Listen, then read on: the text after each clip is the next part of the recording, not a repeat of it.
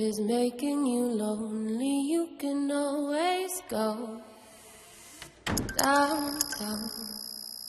When you've got troubles, all the noise and the hurry seems to help, I know.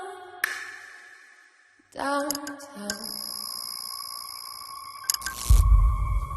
Just listen to the music of the traffic in the city.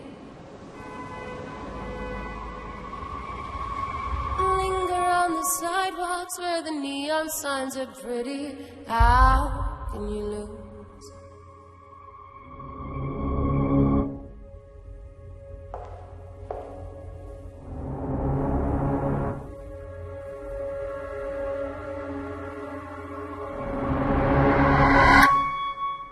Let's start with Anya. You played women from the past, like Emma and Beth Harmon in The Queen's Gambit. In Soho, you're Sandy, a girl from 60s. What would you bring about her in the present, and has she enriched your view on women today? I mean, I love the way that Sandy walks into a room. She really doesn't apologize for taking up space, which is a wonderful attribute in a woman.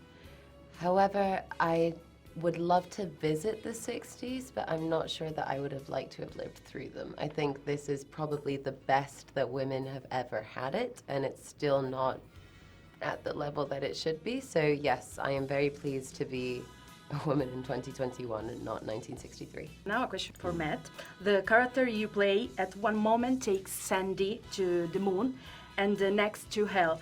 How did you deal with your character's toxic masculinity, and how would you handle it if you had to conduct with it in everyday life? Well, I was thrilled that I took her to the moon, to be honest, which is pretty amazing. No, I know what you're saying. I mean, I think sometimes when you're playing a character, you tend not to, or I don't anyway, you tend not to sort of overly consider the thematic things that you're talking about, as opposed to just play each scene as it is, and then let people then deconstruct it afterwards. So from one scene to the next, sometimes I was being nice to her, sometimes I was being really mean to her, but I never really judged it. I just sort of did it and played the part, and that was it.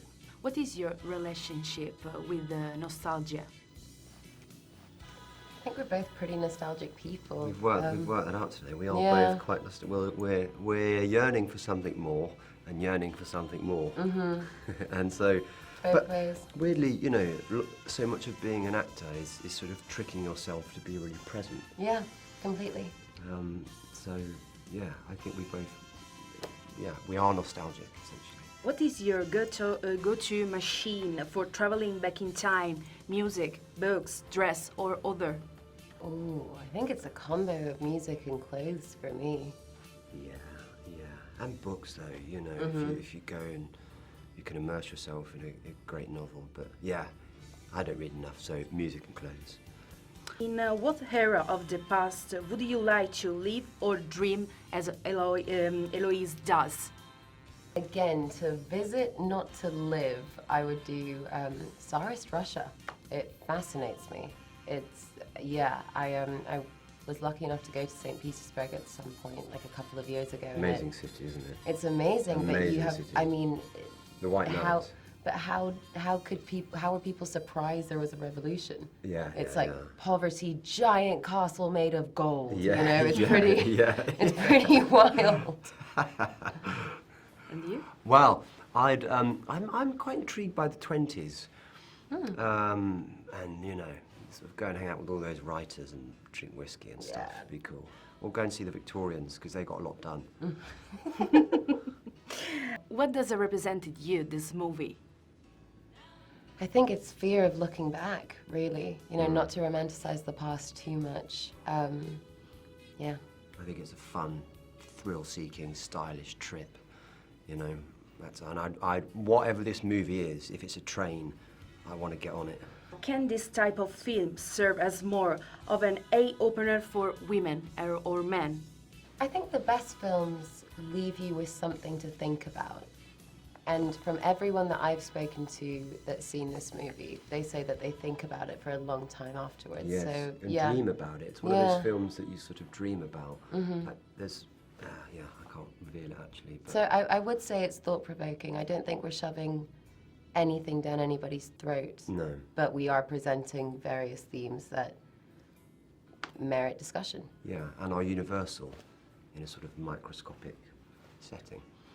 My time is finished. It was a pleasure talking to you. And Likewise. you enjoy Rome. Thank you. Thank you.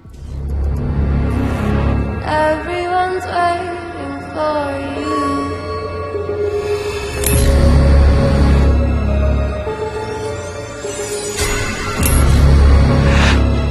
Everyone's waiting for you.